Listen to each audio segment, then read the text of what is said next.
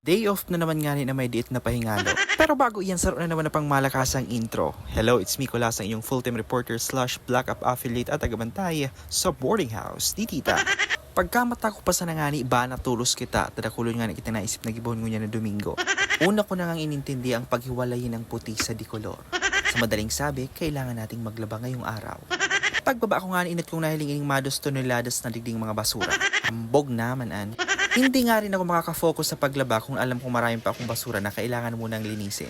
Bago ko nga nipunan sa kuyang pangmalakasan na ralabahan na naman, tiginat ko munang linikon ining mga basura digita, grabe huno na nga ni. Pag hindi ko kasi ito inalis, paniguradong pagpipiesta na naman ito ng mga mababait. Nagkabirilot pa nga ni kita.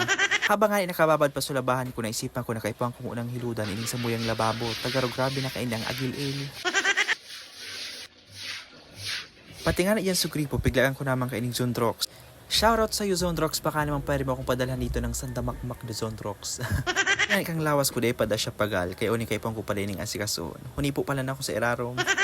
Katapos ko mapalangkaw-langkaw ining lamesa, unitig barali ko na naman sa mga hinali ko na gamit. Pero bago pa lang kita magpaaram, shoutout pa lang sa imo Ma'am Belen. Sarong sinsirong pagirumdom, mag-iringat kita pero may mga nini mga nunoy.